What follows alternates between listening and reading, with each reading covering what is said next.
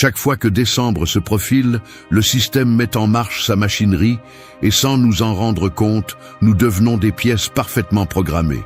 On nous ordonne de célébrer, de dépenser, d'offrir, de porter un toast, de nous comparer et de nous endetter, comme si le calendrier dictait la direction de notre vie et de notre énergie.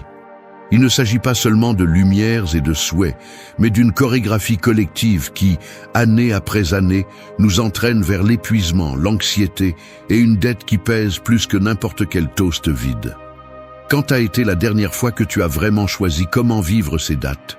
La vérité inconfortable est que la plupart participent par habitude, par peur d'être le différent, par incapacité à supporter le poids de l'inconfort social.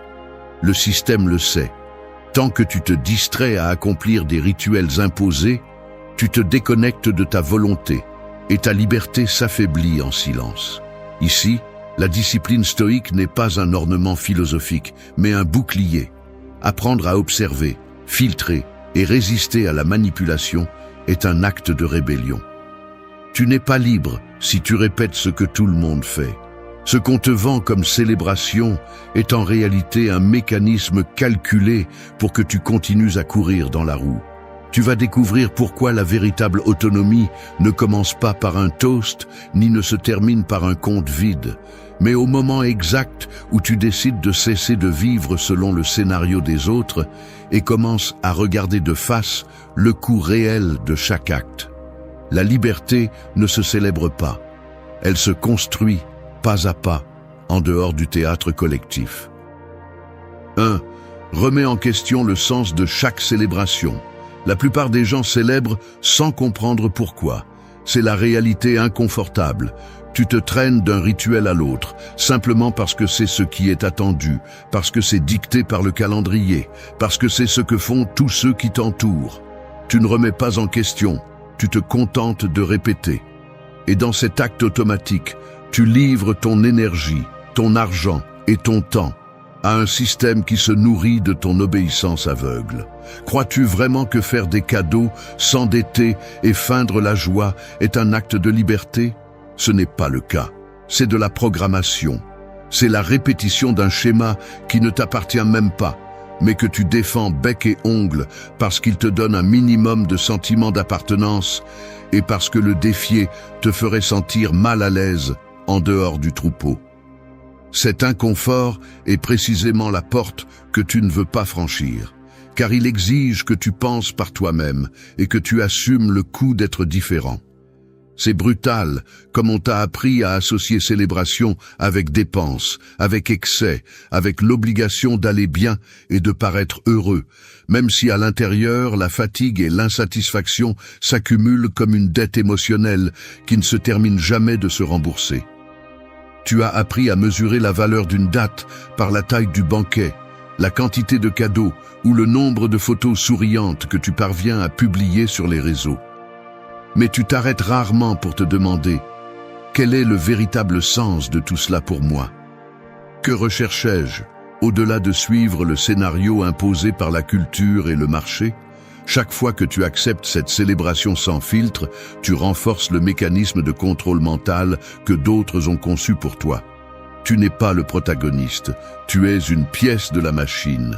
Chaque toast sans conscience est un pacte silencieux avec ta propre insatisfaction. Il ne s'agit pas de détester les fêtes, ni de devenir un ermite amer. Il s'agit de retirer le bandeau et de voir la structure qui soutient cette illusion collective. Si tu ne prends pas la responsabilité de remettre en question le sens de chaque célébration, tu vas continuer à être piégé dans le cercle épuisant des attentes externes, de la comparaison constante et du consumérisme programmé. Personne ne va briser ce cycle pour toi. Tu n'as pas le droit de te plaindre de la fatigue, de la dette ou du vide si tu n'es pas capable de regarder ces dates d'un regard froid et direct. Si tu refuses d'analyser pourquoi tu célèbres, alors tu mérites la gueule de bois émotionnelle et financière qui arrive ensuite. Personne ne t'oblige à suivre le scénario, seulement ta peur de te sentir mal à l'aise et ta paresse mentale à défier la coutume. Le stoïcisme n'est pas seulement méditer en silence ni réciter de belles phrases. C'est un outil brutal pour briser les mandats sociaux et couper les chaînes invisibles de la manipulation. Remettre en question le sens de chaque célébration est un acte de rébellion psychologique. Cela t'oblige à identifier où se termine ta volonté et où commence le conditionnement collectif. Cela te met face au miroir de tes propres excuses et t'oblige à voir le véritable prix de ton confort. Célébrer sans sens, c'est se rendre sans se battre. C'est la phrase que tu dois garder en mémoire lorsque l'impulsion de suivre le courant est plus forte que ton désir de vivre avec intention. Ne cherche pas d'excuses. Si la célébration ne construit pas ton caractère, si elle te vide de l'intérieur et de l'extérieur, si elle n'existe que par peur de rester à l'écart, alors c'est de la poubelle émotionnelle et tu dois avoir le courage de la rejeter. L'autonomie ne se hérite pas, elle se conquiert. Chaque fois que tu refuses de revoir le sens de ce que tu célèbres, tu t'éloignes de la liberté et tu t'enchaînes un peu plus au système. Remettre en question est le premier acte de liberté. Tu ne dois rien aux dates, ni aux coutumes, ni à la pression sociale. Tu te dois de l'honnêteté, et cela commence par regarder de front le design artificiel des célébrations, et décider, une fois pour toutes, si tu vas continuer à obéir ou si tu vas commencer à vivre selon tes propres termes. 2. Protège ton attention des stimuli massifs. Tu entres dans un magasin un jour de décembre et la première chose que tu remarques est l'assaut de lumière, de musique répétitive et d'offres à chaque coin. Il n'y a pas de répit. Tout est conçu pour capter ton attention et diriger tes pas. Tu ressens la pression, même si tu ne l'identifies pas immédiatement. C'est une machinerie qui connaît tes points aveugles. La peur de rester à l'écart, le désir d'appartenir, le besoin de te sentir partie intégrante de quelque chose. Dans cet environnement, ton attention cesse de t'appartenir. On te l'arrache, on la fragmente, on la vend. Tu penses à juste un achat et tu finis avec des sacs que tu n'avais jamais prévus, justifiant chaque dépense, comme si tu devais te convaincre que c'était nécessaire. Ce qui semble être une décision spontanée est un scénario que d'autres ont écrit pour toi. Et tu ne t'en rends compte que lorsque tu ressens le poids du regret quelques heures plus tard, dans la solitude de ta maison. Céder ton attention, c'est céder ton pouvoir. C'est le piège que tu vois le moins et que tu paies le plus. Le mécanisme est subtil, mais brutal. Tout est construit pour activer tes réflexes émotionnels, pas ta pensée critique. Il suffit d'une annonce bien placée, d'une chanson d'enfance, d'un message de juste aujourd'hui pour que ton esprit baisse sa garde. C'est là que tu échoues la plupart du temps, non pas parce que tu es faible ou naïf, mais parce que ton environnement a été créé pour te surstimuler et épuiser ton autodiscipline. La saturation de stimuli te rend réactif, te convainc de besoins qui n'existent pas et te fait oublier que ton attention est limitée, que tu ne peux pas la répartir indifféremment sans te perdre dans le processus. Chaque fois que tu acceptes cette surcharge, ta volonté s'affaiblit un peu plus, comme un muscle que tu cesses d'entraîner. Il ne s'agit pas seulement d'annonces et de vitrines. Les stimuli massifs arrivent aussi déguisés en messages familiaux, en invitations sociales, en la pression constante de bien paraître devant les autres. Tu commences à vivre à travers les attentes des autres, ajustant chaque geste pour t'intégrer et plaire, tandis que ton attention se dilue dans ce que les autres attendent de toi. C'est là que le système gagne, quand ta propre voix devient si faible que tu ne la reconnais plus. Tu cesses de te demander ce que tu veux, ce dont tu as besoin. Quel sens réel ont tes actions? Tu commences à réagir au lieu de choisir. La différence entre autonomie et obéissance est, bien souvent, la qualité de ton attention. C'est ici que le stoïcisme entre en jeu comme une défense pratique et brutale. Il ne s'agit pas d'éviter le monde, ni de refuser de participer, mais de choisir délibérément où tu places ton attention et quels stimuli tu autorises à entrer. Tu ne peux pas contrôler ce qui se passe à l'extérieur, mais tu peux entraîner ton esprit à ne pas se laisser kidnapper par chaque stimulus conçu pour te manipuler. L'attention est la porte de l'esprit. Si tu ne la protèges pas, tout le reste s'effondre. La discipline commence dans ce petit espace entre l'impulsion externe et ta réponse interne. C'est là que se forge le véritable caractère, dans la capacité à filtrer, à dire non, à choisir consciemment à quoi tu prêtes attention et à quoi tu refuses de répondre, même si cela te coûte de l'inconfort, même si cela implique de décevoir les attentes des autres. Ce n'est pas de l'égoïsme, c'est une autodéfense psychologique. La prochaine fois que tu ressens l'avalanche de stimuli, arrête-toi un instant. Demande-toi si ton attention est utilisée ou si elle est volée. Cet instant de conscience est le premier pas pour reprendre le contrôle que l'on exige tant de céder. Ce n'est pas facile, mais c'est nécessaire, parce que celui qui ne protège pas son attention finit par vivre la vie que d'autres ont choisie. 3. Décide de ta consommation, ne la suis pas. Je reconnais que pendant des années, ma consommation n'a jamais été une véritable décision. C'était une réaction déguisée en choix, une réponse automatique à ce que l'environnement me demandait. Une somme de petites concessions que je n'ai jamais suffisamment remises en question. Chaque fois que je me trouvais face à la tentation d'acheter, je trouvais toujours une excuse. Le cadeau pour ne pas faire mauvaise impression, la nourriture supplémentaire au cas où il en manquerait, des vêtements neufs parce que l'occasion le mérite, la dette sous prétexte que cela se paiera plus tard. Au fond, j'étais incapable de distinguer ce que je voulais vraiment de ce que le système, la famille ou l'habitude m'avaient programmé à désirer. Ma consommation était le reflet de mon insécurité, de mon besoin d'approbation et de ma peur de me sentir hors de place. Il est difficile d'admettre que derrière chaque dépense inutile se cachait un renoncement silencieux à ma propre autonomie.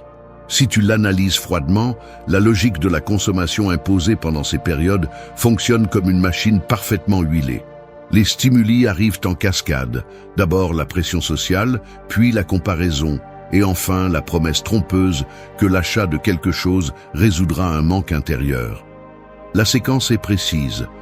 On te fait sentir insuffisant, on t'offre une solution emballée et on te félicite de participer.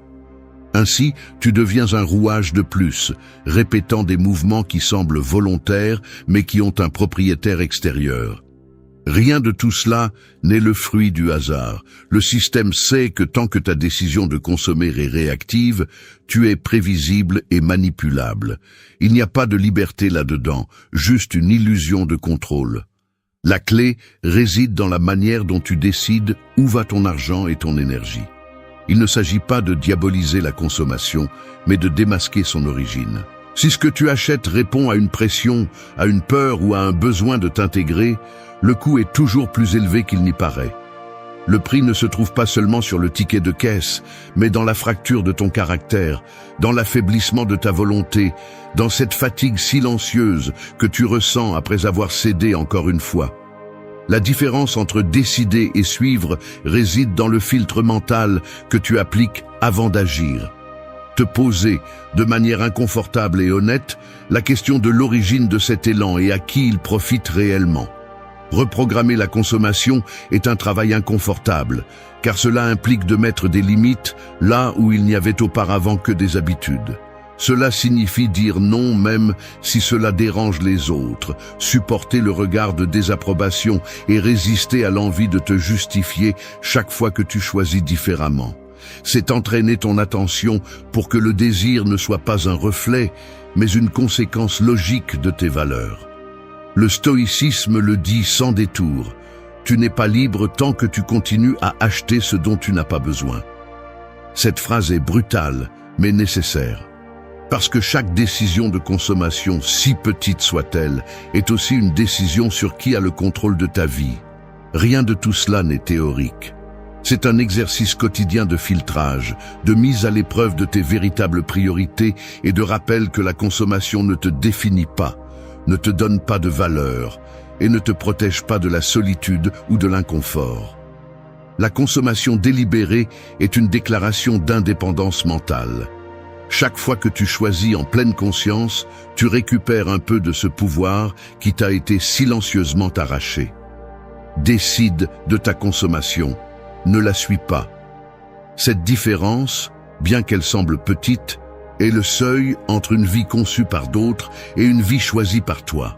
Personne ne peut le faire à ta place. La responsabilité est inconfortable, mais c'est aussi le seul chemin vers la véritable liberté. 4.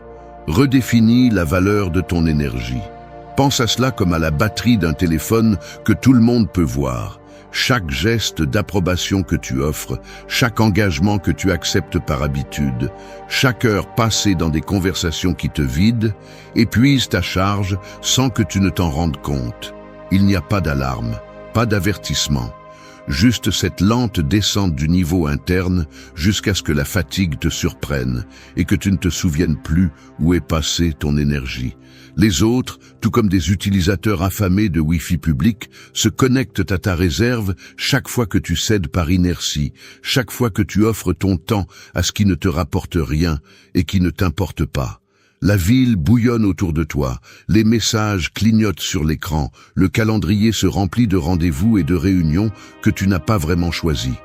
Dans ce scénario, le corps se déplace, répond, sourit et acquiesce. Mais l'esprit reste en arrière, comme quelqu'un traînant une valise trop lourde dans un aéroport sans fin. C'est là que la valeur de ton énergie doit être redéfinie, car personne d'autre ne le fera pour toi. La culture et le marché fonctionnent selon une logique de pillage silencieux. Ta disponibilité est une monnaie d'échange, ta présence physique une ressource à exploiter, ton enthousiasme un produit en promotion qui est attendu sans négociation. Observe les visages lors de n'importe quelle réunion de Noël. Il y a des mâchoires tendues, des sourires qui s'usent comme le vernis d'une vieille table, des regards qui se perdent entre les notifications du téléphone. Le corps est présent, mais l'énergie erre, dispersée en 1000 fragments que d'autres collectent et utilisent à leur avantage. L'épuisement n'est pas toujours visible, mais on le ressent quand tu rentres chez toi et que tu t'effondres sur le lit sans envie de rien, te demandant à quel moment tu t'es de nouveau vidé. Redéfinir la valeur de ton énergie, c'est comprendre que tout ce que l'environnement te demande ne mérite pas une réponse automatique. Chaque « oui » que tu prononces sans vouloir est un micro-prêt de vitalité que tu ne récupères jamais complètement. Chaque minute investie à plaire aux autres par peur d'être jugé est un paiement invisible dont la facture arrive sous forme d'épuisement, d'irritabilité, de cette sensation d'être toujours occupé mais jamais satisfait. Apprendre à filtrer les stimuli, à mettre un prix sur ton attention est un acte de respect de soi que peu osent exercer. Mais c'est la différence cruciale entre être une ressource étrangère et être le maître de ta journée. Le stoïcisme ne te demande pas de te cacher du monde, mais d'être implacable dans le choix de l'énergie que tu donnes. Le geste de dire non n'est pas de l'arrogance, c'est une protection. Le silence face à la pression collective est un investissement dans ta clarté mentale. Ton énergie est ton capital, personne d'autre ne la protégera si tu ne le fais pas. Ne vends pas à bas prix ce qui te coûte à recharger. Regarde avec honnêteté quelle célébration, quelles personnes et quels engagements te nourrissent vraiment et lesquels te pressent juste jusqu'à te laisser en réserve. La fête peut continuer sans toi, l'événement social peut se passer de ta présence, mais ton énergie perdue ne se récupère pas avec des likes ni avec des applaudissements vides. Le véritable changement se produit lorsque tu réalises que gérer ton énergie est aussi crucial que gérer ton argent ou ton temps. Tu cesses de te donner par peur du rejet et commences à investir dans ce qui renforce ton caractère, dans les relations qui t'élèvent, dans les espaces où tu peux respirer et penser sans la pression de t'intégrer. La qualité de ta vie dépend de l'endroit où tu places ton énergie. Si tu ne redéfinis pas sa valeur, tu resteras la source silencieuse qui alimente le spectacle des autres, tandis que ta réserve interne s'éteint peu à peu. L'autonomie commence au moment où tu décides de ne plus être la batterie portable des autres et commences à recharger uniquement sur ce qui t'importe vraiment. 5. Résiste à la pression d'agir comme tout le monde. Personne ne va t'applaudir pour penser différemment. C'est la dure réalité que la plupart préfèrent ignorer. Résister à la pression d'agir comme tout le monde implique de payer un prix, celui d'être pointé du doigt incompris, voire ridiculisé par ceux qui vivent enchaînés par l'habitude. Ne te laisse pas tromper par le discours bon marché de l'authenticité facile. Être différent quand tout le monde applaudit est simple, mais défier le script collectif en pleine saison de consommation de masse est une autre histoire. L'inconfort que tu ressens lorsque tu décides de ne pas suivre le courant n'est pas un défaut. C'est le symptôme que ta volonté est en train de s'éveiller. Mais c'est là que la plupart abandonnent sans se battre, justifiant leur obéissance par des phrases creuses comme « c'est juste une fois par an » ou « je ne veux pas de problème ». Des excuses.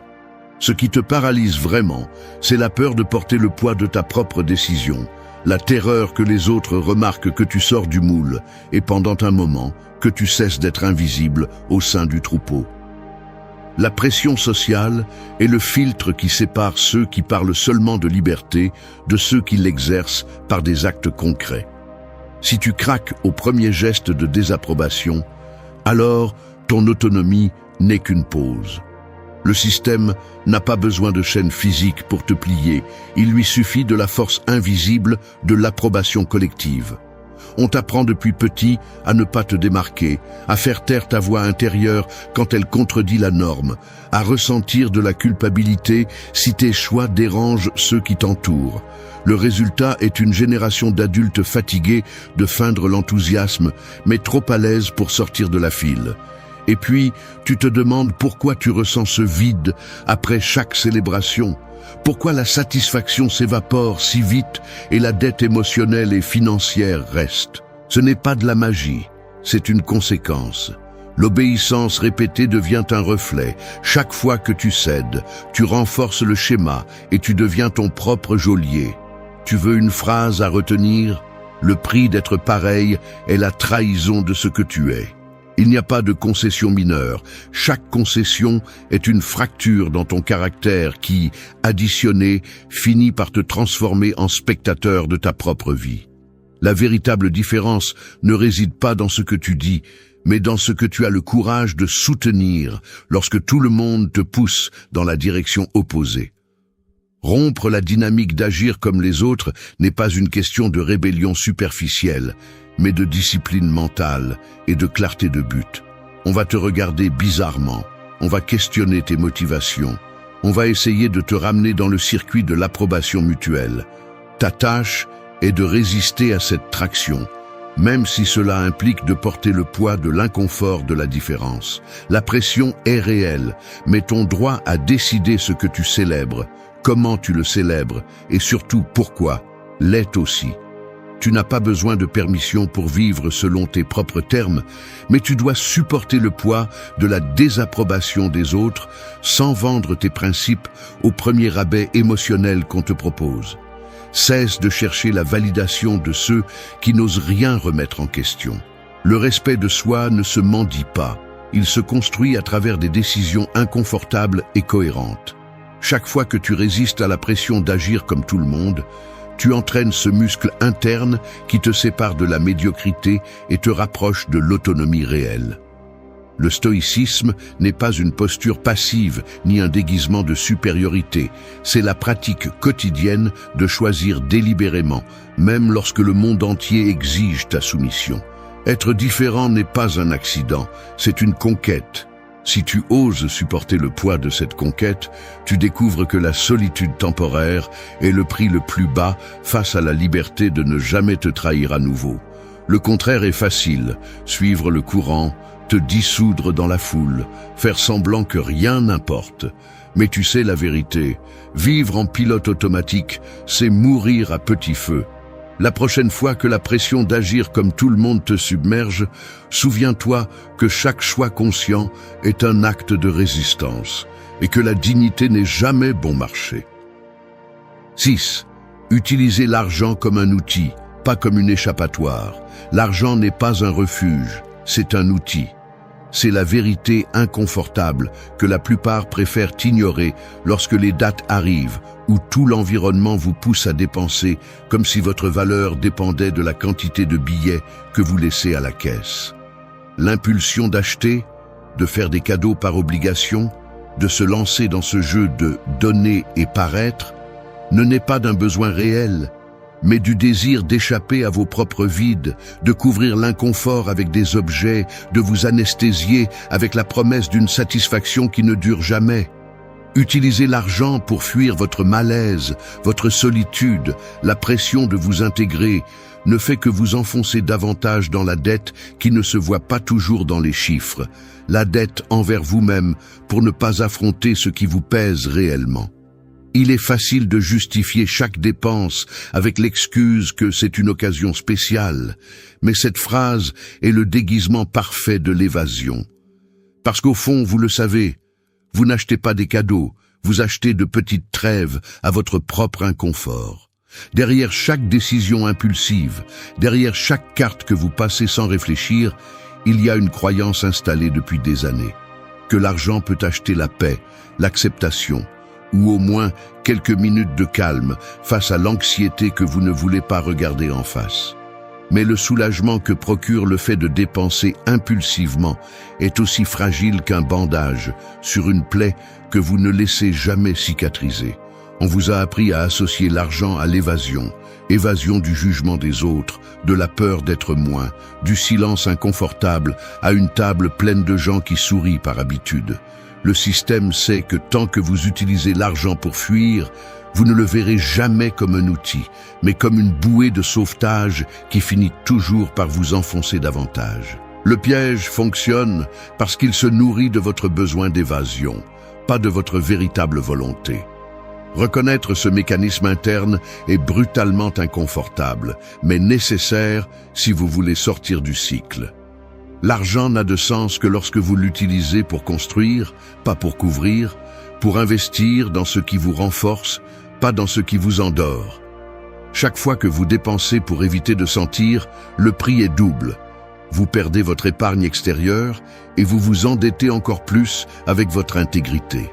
L'acte d'acheter devrait passer par le filtre de l'utilité, de la cohérence avec vos valeurs et de la question inconfortable de savoir si vous choisissez depuis la liberté ou depuis l'évasion. La plupart n'osent pas se confier parce qu'ils craignent qu'en regardant de front leur relation avec l'argent, les justifications qu'ils ont soutenues pendant des années s'effondrent. Mais cette sincérité est la seule véritable issue. Dépenser pour fuir est une défaite invisible. Rappelez-vous cette phrase la prochaine fois que votre main cherchera le portefeuille sans que votre esprit soit présent. L'utilisation consciente de l'argent est un acte de discipline silencieuse.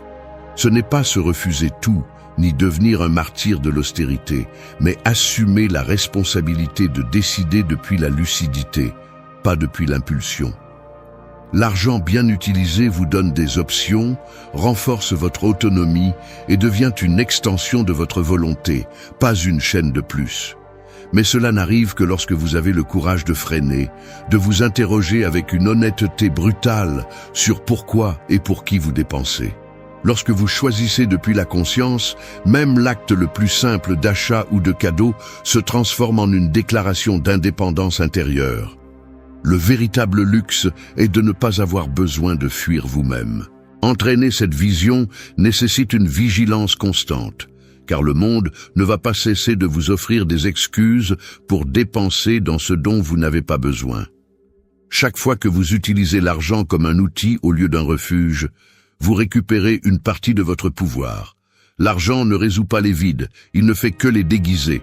Si vous parvenez à graver cette idée, chaque décision financière cesse d'être une fuite et devient un acte de construction.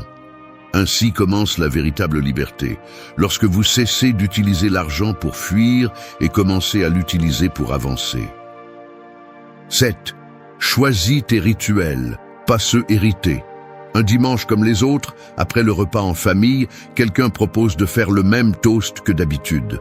Personne ne se demande si ce rituel a encore un sens. On se contente de répéter la séquence. Mots usés, rires automatiques, photos avec la même pose d'année en année. À cet instant, cela semble innocent, presque inévitable, mais ce qui se passe réellement est un ajustement silencieux de tes propres limites. Chaque fois que tu acceptes un rituel hérité sans l'examiner, tu renforces l'idée que ton temps, tes gestes et même tes émotions peuvent être administrés par habitude et non par choix. Le système social s'appuie sur ces petits actes non questionnés pour te maintenir prévisible, pour s'assurer que ta vie suit un scénario écrit par d'autres, où la tradition pèse plus que l'honnêteté. La cause n'est la malveillance de personne, mais la peur collective de défier ce qui est connu et d'affronter l'inconfort de la différence. Lorsque tu analyses la logique derrière ces rituels, tu vois qu'ils fonctionnent comme des ancrages psychologiques.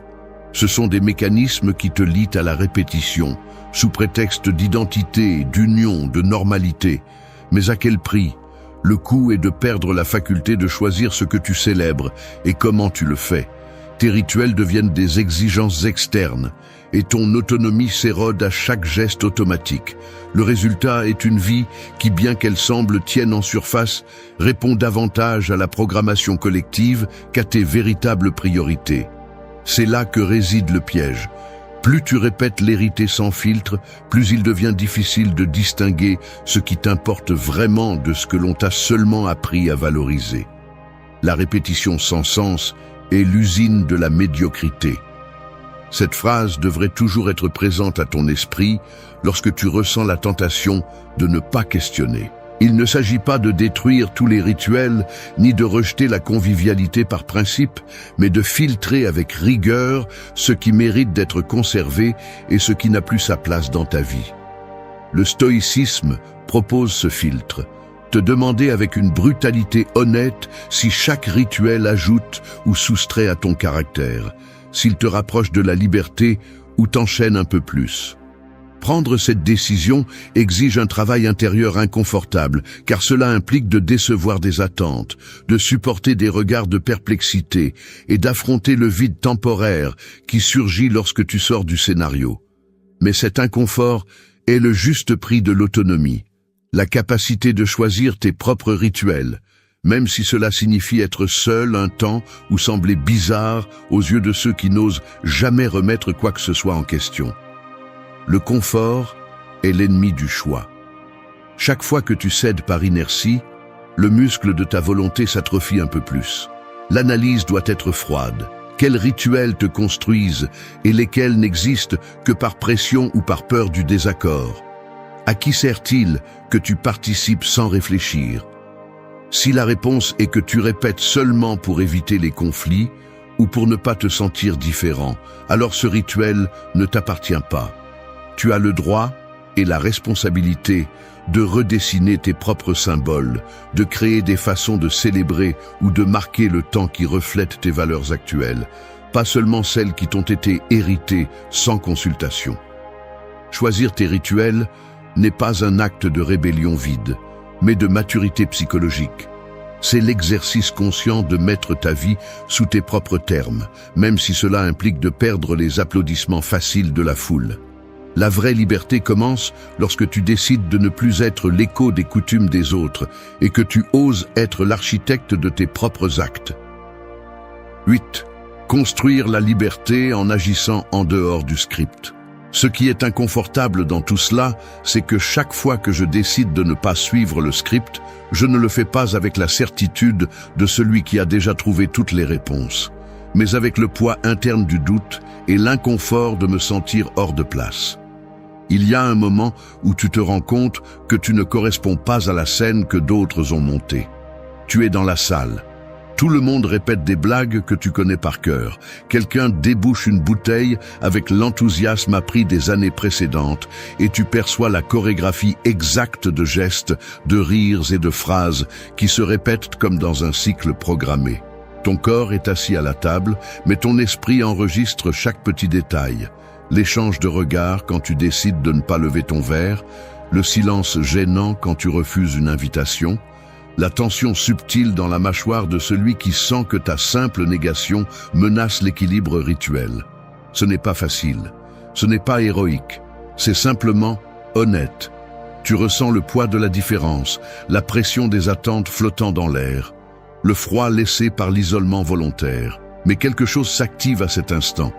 Ce n'est pas une rébellion vide, mais la clarté brutale de savoir que chaque acte en dehors du script est, en réalité, un acte de construction interne.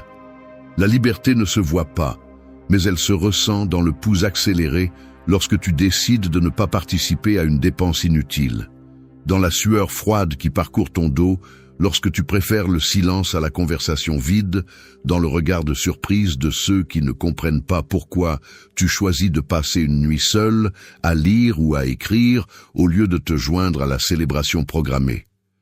L'environnement social répond rapidement. Gestes de désapprobation, questions gênantes, le murmure que tu es devenu étrange. Et là, juste là, c'est là que commence le vrai travail. Personne ne te prépare à l'inconfort physique de briser le moule, la tension dans les épaules, le cœur qui s'accélère lorsque tu sens les yeux se fixer sur toi, la sensation d'être sur le bord de la photo de groupe, même si tu es au centre de la salle. Mais c'est le véritable coup d'entraîner l'autonomie, supporter l'inconfort immédiat pour gagner en clarté à long terme.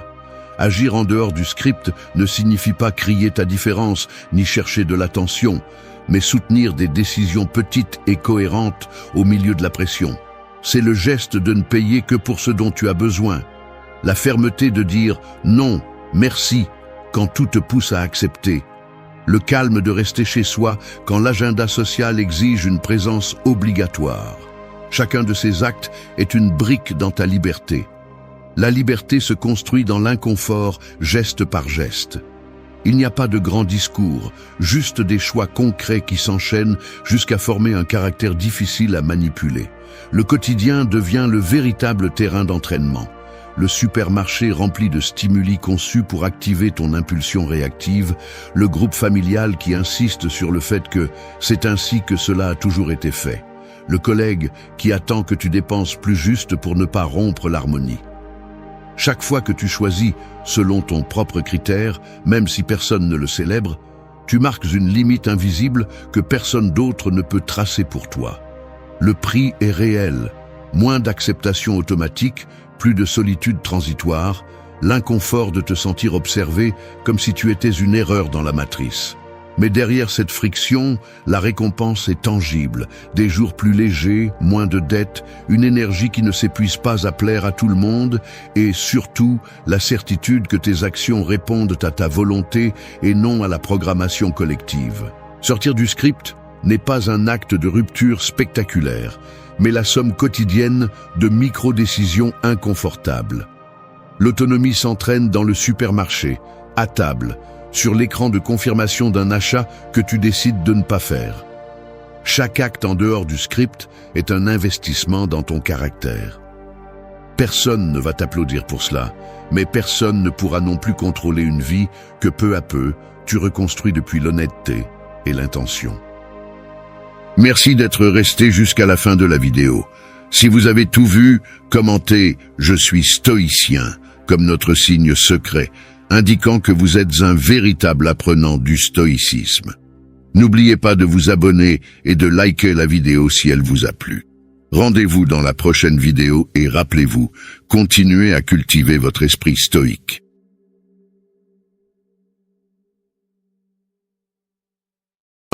Montre une gentillesse authentique. Un homme mature est comme un feu contrôlé. Il ne brûle pas pour démontrer sa puissance, mais pour donner de la chaleur. Sa présence ne brûle pas, elle réconforte. La gentillesse authentique est ce feu silencieux qui attire sans effort, car elle provient de quelqu'un qui n'a plus besoin d'impressionner. Les hommes qui comprennent cela découvrent que la gentillesse n'est pas une faiblesse, c'est une sagesse émotionnelle. Savoir bien traiter une jeune femme ne consiste pas à être complaisant ou soumis, mais à avoir l'intelligence de comprendre que le respect est une forme de pouvoir. La véritable gentillesse ne se feint pas. On la ressent dans le ton de la voix, dans la patience à l'écoute, dans les petits gestes qui transmettent de la considération. Un homme qui agit avec calme et non sur l'impulsion se distingue immédiatement. Alors que d'autres cherchent à dominer ou à montrer leur force, lui se concentre sur la compréhension. Cette différence le rend magnétique. La femme remarque quand un homme la regarde avec attention et non avec intention. Quand il s'intéresse à son esprit avant son corps. Quand il ne cherche pas à la contrôler, mais à la connaître. Ce type d'énergie crée un type d'attraction qui ne s'oublie pas. La gentillesse authentique est une manifestation de maîtrise de soi. Celui qui ne se maîtrise pas réagit. Celui qui se maîtrise choisit. Et ce choix constant d'agir avec sérénité révèle le véritable niveau de maturité. Marc Aurèle disait que l'âme se teint de la couleur de ses pensées. Si tes pensées sont nobles, tes actes le seront aussi. Un homme avec cette conscience n'a pas besoin de hausser la voix pour être entendu, ni d'exagérer sa présence pour être remarqué. Son pouvoir réside dans la cohérence entre ce qu'il pense, dit et fait. Pratiquer la gentillesse ne signifie pas être naïf. Cela signifie savoir quand montrer de la fermeté et quand montrer de la compréhension.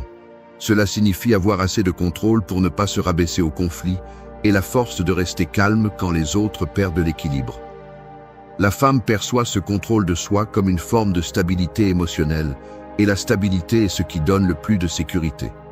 Personne ne fait confiance à un homme qui change d'humeur toutes les 5 minutes ou qui se vexe pour n'importe quoi. En revanche, celui qui garde son centre, même face à la provocation, montre qu'il a grandi au-delà de l'ego. Sénèque enseignait que le sage ne cherche pas à paraître bon, mais à l'être. C'est l'essence de la gentillesse authentique. Ne pas bien agir pour obtenir quelque chose, mais parce que c'est dans ta nature. La gentillesse n'est pas utilisée comme un outil pour conquérir, elle est cultivée comme un reflet de l'équilibre intérieur. Quand tu traites bien les gens sans rien attendre en retour, tu projettes une confiance qui n'a pas besoin de validation. La jeune femme ne se sent pas manipulée, elle se sent comprise. Et cela vaut plus que n'importe quelle flatterie vide. En pratique, cela se traduit par des détails simples. Regarder dans les yeux quand tu parles, ne pas interrompre. Garder un ton de voix serein. Savoir quand offrir de l'aide. Et quand simplement accompagner par ta présence. La gentillesse est aussi dans les limites. Savoir dire non, sans perdre son calme. Parce qu'être gentil, ce n'est pas se laisser marcher sur. C'est agir avec conscience. Un homme mature comprend que la gentillesse est un investissement silencieux. Peut-être que tout le monde ne l'apprécie pas, mais ceux qui le font ne l'oublient jamais. C'est un reflet de la sécurité émotionnelle, et la sécurité est irrésistible. La véritable conquête n'a pas lieu au moment où la femme se sent attirée, mais quand elle se sent en paix à tes côtés. Cela n'est réalisé que par celui qui maîtrise l'art de la gentillesse. 2. Habillez-vous avec un but. Un homme mature ne s'habille pas pour être vu, il s'habille pour se rappeler qui il est. Ses vêtements ne sont pas un déguisement, ils sont une extension de son caractère. Chaque vêtement communique quelque chose, même s'il ne dit pas un seul mot. Il ne s'agit pas de suivre les modes ou de prétendre être élégant, mais de prendre conscience que la façon dont vous vous présentez au monde reflète la relation que vous entretenez avec vous-même. Celui qui ne prend pas soin de son apparence, souvent, ne prend pas non plus soin de son esprit. S'habiller avec un but ne signifie pas porter des vêtements chers, mais porter des vêtements avec intention. Un homme avec un but sait que sa présence compte avant même qu'il n'ouvre la bouche. Il sait que chaque détail, de la façon dont il porte sa chemise à la façon dont il marche, envoie un message. La jeune femme perçoit cela immédiatement, car elle ne voit pas seulement les vêtements, elle voit le niveau de conscience derrière eux. Un homme qui prend soin de lui transmet de la discipline, et la discipline est l'une des formes de pouvoir les plus attrayantes. Marc Aurèle disait que l'âme se reflète dans les actions quotidiennes. Prendre soin de votre image est l'une de ces actions silencieuses qui montrent du respect pour vous-même et pour les autres. Il ne s'agit pas d'être vaniteux, mais de montrer de l'ordre. Un homme négligé ne transmet pas l'humilité, il transmet le désordre. En revanche, celui qui se lève chaque jour et décide de bien s'habiller, même si personne ne le voit, montre qu'il a ses propres standards. Cela révèle une maturité. Le but n'est pas d'impressionner les autres, mais de rester cohérent avec ce que vous êtes. Les vêtements doivent s'adapter à votre essence, pas la déguiser. Habillez-vous en fonction de votre énergie, pas en fonction des attentes des autres. Un homme mature n'a pas besoin de paraître jeune, il a besoin de paraître authentique. L'erreur de beaucoup est d'essayer de rivaliser avec la jeunesse en copiant des styles qui ne leur appartiennent pas. Et cela ne fait que créer une déconnexion. La véritable élégance réside dans la naturalité. Une chemise propre, une posture ferme, un parfum discret et un regard sûr en disent plus que toute tentative exagérée de paraître moderne. Épictète disait « Celui qui maîtrise le petit peut maîtriser le grand ». S'habiller avec un but, c'est maîtriser le petit. C'est comprendre que les détails construisent votre image. De la façon dont vous prenez soin de vos chaussures à la façon dont vous entretenez votre barbe ou vos cheveux, tout communique. non pas par superficialité, mais par maîtrise de soi. La femme remarque quand un homme prête attention à ces aspects, car il reflète un ordre intérieur. Et un homme ordonné, à l'intérieur comme à l'extérieur, inspire confiance. Votre style doit être une extension de votre histoire. Si vous êtes un homme serein, choisissez des couleurs sobres. Si vous êtes énergique, choisissez des combinaisons qui reflètent la vitalité sans exagérer. L'important n'est pas d'attirer l'attention, mais de maintenir la cohérence entre votre présence et votre essence. Bien s'habiller n'est pas une obligation, c'est une déclaration silencieuse de respect de soi. Un homme qui se respecte n'a pas besoin de le dire.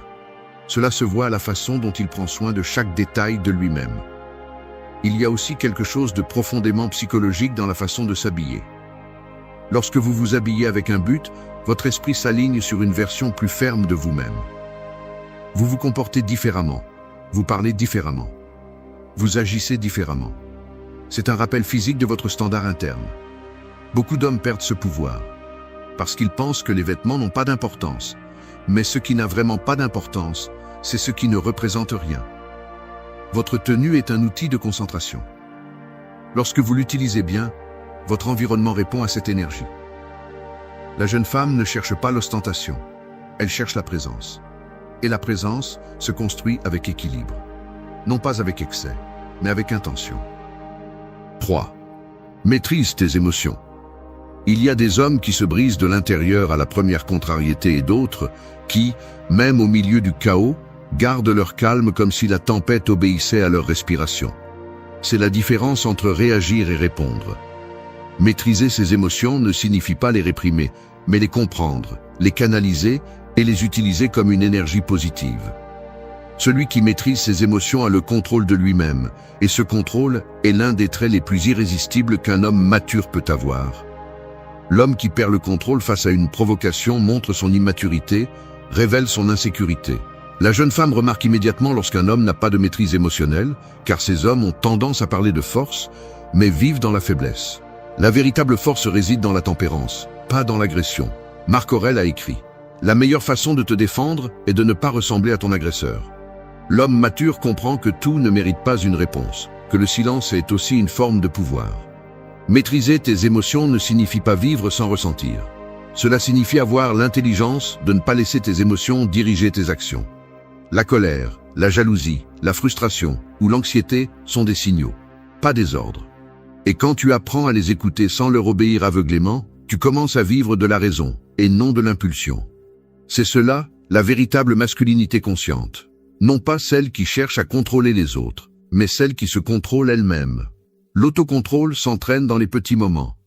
Quand quelqu'un te contredit et que tu choisis de ne pas discuter.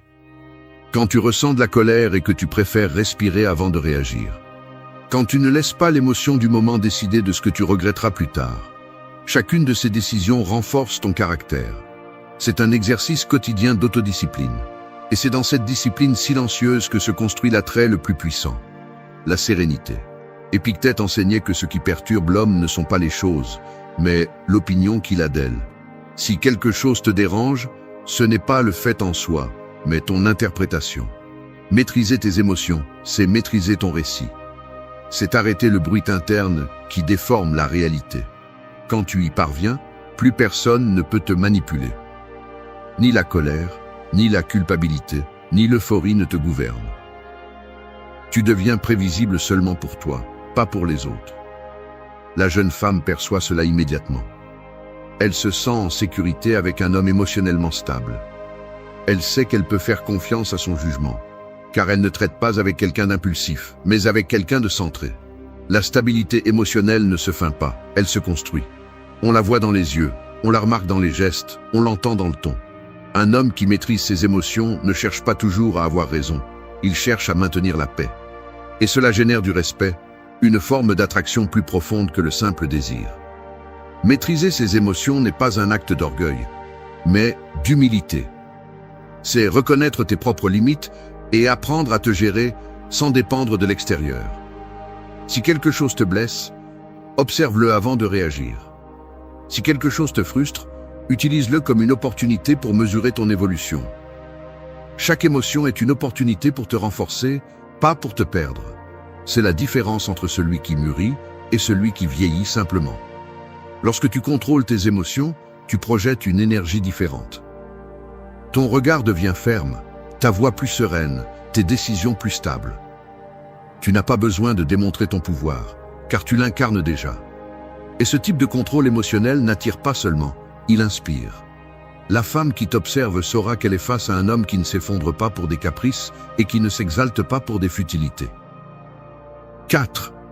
Sois toujours authentique. Le monde actuel est plein de masques. Réseaux sociaux, filtres, poses, phrases répétées.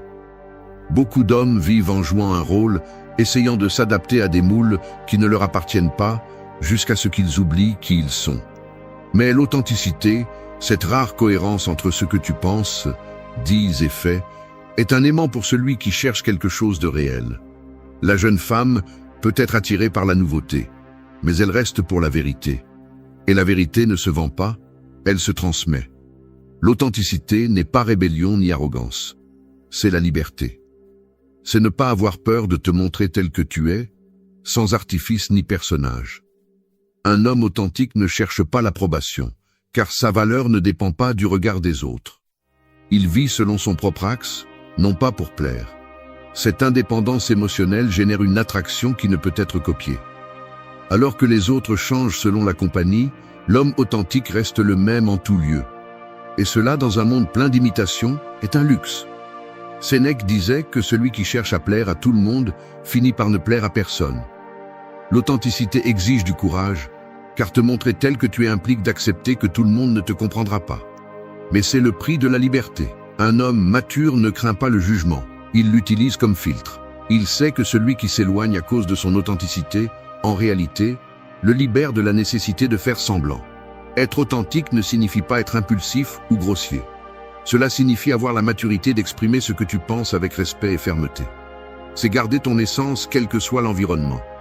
C'est dire ce que tu ressens sans le déguiser pour paraître parfait. Les femmes perçoivent cette vérité comme une forme de pouvoir émotionnel. Non pas parce que tu es dur, mais parce que tu es réel.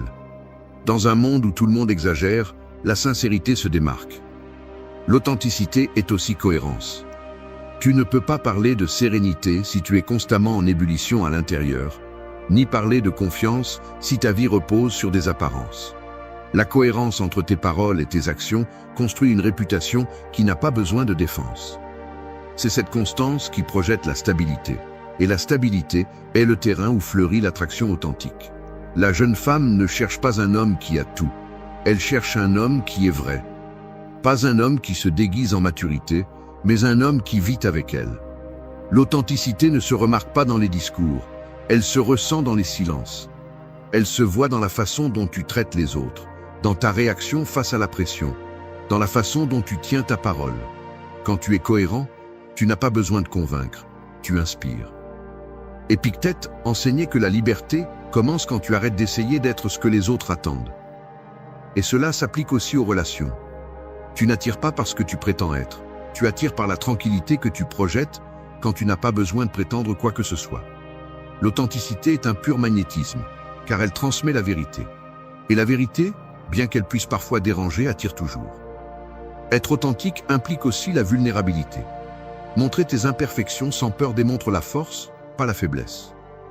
Personne ne fait confiance à celui qui semble parfait, on fait confiance à celui qui est humain. Les jeunes femmes le ressentent. L'homme qui accepte son histoire, ses cicatrices et ses erreurs sans les cacher à un type de charme qui va au-delà du physique. Dans un monde plein de bruit, l'homme authentique est un silence avec présence. Il ne rivalise pas, il ne prétend pas, il ne court après rien. Il est juste. Et c'est dans cette naturalité que réside son pouvoir. L'authenticité n'est pas une technique de séduction, c'est le résultat de te connaître, de te respecter et de rester ferme dans ta vérité. Parce que quand tu sais qui tu es, il n'y a rien que tu aies à prouver. Et ça, pour une femme, c'est irrésistible. 5. Projette de la confiance. Il y a des hommes qui entrent dans une pièce et l'atmosphère change. Pas à cause de leurs vêtements, ni de leur taille, ni de leur voix. C'est à cause de quelque chose d'invisible, une force silencieuse que l'on ressent avant qu'ils ne disent un mot. C'est la confiance. Elle ne se crie pas, elle ne se vante pas, elle se rayonne. Et quand un homme mûr apprend à la projeter, il cesse de chercher l'attention, car l'attention vient d'elle-même. La véritable confiance naît d'un esprit qui a fait la paix avec lui-même, non du besoin de prouver sa valeur. Beaucoup confondent la confiance avec l'arrogance. L'arrogance cherche la validation, la confiance n'a pas besoin d'explication. L'homme sûr de lui n'a pas besoin de compétition, car il comprend que la valeur ne se mesure pas en comparaison avec les autres, mais en cohérence avec soi-même. Marc Aurèle a écrit que la tranquillité vient quand tu arrêtes de te soucier de ce que les autres pensent. C'est la racine de la véritable confiance. Agir à partir de ton centre, sans dépendre du bruit extérieur. La jeune femme perçoit la sécurité d'un homme avant de l'entendre. Elle le remarque dans sa posture, dans sa façon de regarder, dans la façon dont il gère les silences. Un homme qui projette de la confiance ne se désespère pas pour combler les vides avec des mots, car il sait que sa présence communique déjà. Son énergie n'envahit pas, elle attire. La confiance n'est pas seulement savoir qui tu es, c'est ne pas avoir besoin de le prouver tout le temps. Cette force intérieure se construit avec de la discipline. Personne ne devient sûr de lui du jour au lendemain. La confiance s'entraîne chaque fois que tu tiens ta parole, chaque fois que tu fais ce que tu as dit que tu ferais, chaque fois que tu restes ferme lorsque les choses se compliquent. C'est le résultat d'une relation saine avec toi-même. Tu ne peux pas projeter de la sécurité si tu doutes de ta propre valeur à l'intérieur. Quand tu sais que tu peux te faire confiance, le monde le remarque aussi. La confiance se remarque dans les détails les plus simples. Marcher droit, maintenir un contact visuel, parler calmement, ne pas se justifier pour tout. L'homme insécurisé cherche constamment l'approbation. L'homme mûr agit à partir de la certitude. Ce calme génère de l'attraction car il transmet de la stabilité. Et la stabilité, dans un monde plein d'impulsions, est du pouvoir. La jeune femme n'est pas attirée par celui qui cherche à impressionner, mais par celui qui se sent complet sans avoir besoin de le faire.